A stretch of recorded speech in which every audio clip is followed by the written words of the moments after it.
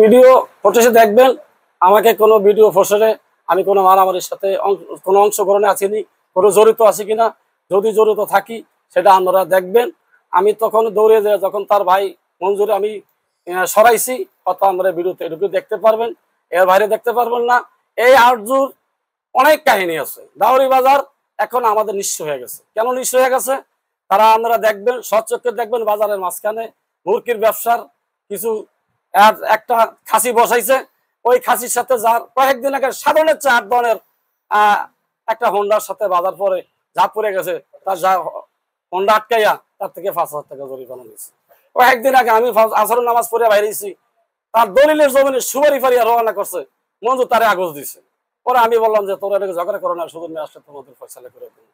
এইভাবে বাজারে তারা অকৃত ঘটনা ঘটাইতে আছে।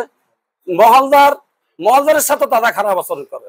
এই মুরগির বাজারের মহলদার আলম বিদ্যা সাহেবের সাথে বাজারে মুরগি বেচতে আছে, তারা দেখে দৌড়ে মুরগি বেচা বন্ধ করে দিছে।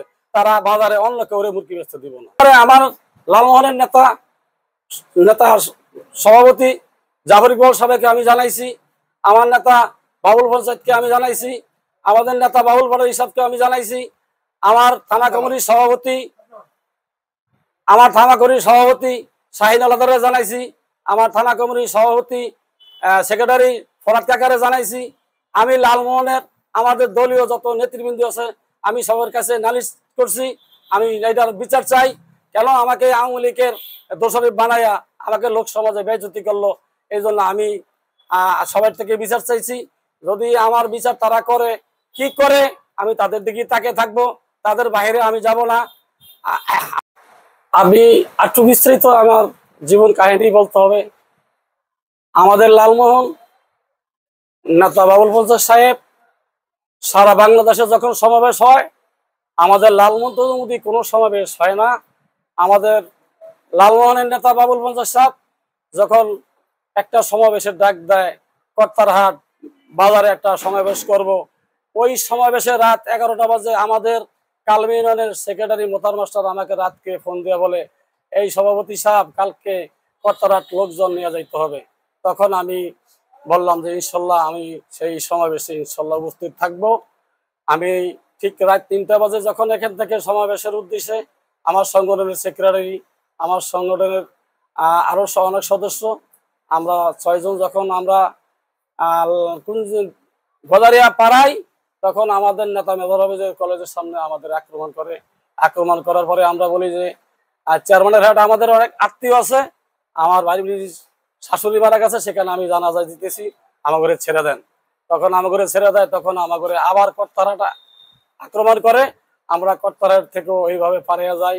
তখন আমাদের নেতা বাবুল পঞ্চায়েত সাহেব ঠিক 7:30 বাজে চট্ট আয়া চরবাসান থাকে, তখন যাইয়া আমরা নেতার সাথে নেতারা রিসিভ করার পরে নেতায় সহ আমরা শরীফ বাজার আসি। শরীফ বাজার আসার পরে শরীফ বাজারের পরে একটা কালভার্ট আছে, সেই কালভার্টের উপর আমরা সমাবেশ করি।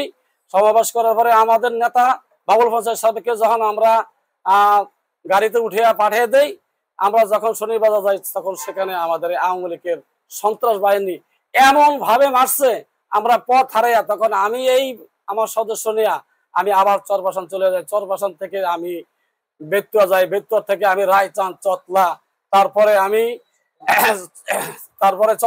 হরিগঞ্জ, বালুচর, ডাউরি হয়ে রাত্রে 10টা বাজে আমি ডাউরি বাজার আসি। আমি সেই মেজর হাফিজের একজন সৎকর্মী। আমার নেতা মেজর হাফিজ এমন একজন সৎ, বরিশালে যখন সে মামলায় হাজির হইতে আসে, আমি যখন বরিশালে যাই তখন সে হাজির হইয়া যাওয়ার পরে সাংবাদিক তার সাথে অনেক কথা বলে, 2 ঘন্টা পর্যন্ত কথা বলে। তারপরে আমাদের নেতা মেজর হাফিজ সাহেব আমাদের যার বাসায় নিয়ে যায়, নিয়ে আমাদের মিষ্টি খাওয়ায়। মিষ্টি খাওয়া আমাদের নেতা মেজর হাফিজ আমাদের সাথে অনেক কথা বলে, তার রাজনীতির অনেক কথা বলে। আমি এমন একজন নেতা পেয়েছি, সেটা বাংলাদেশে, সেটা আমাদের গর্ব। এখনো আমাদের নেতা মেজর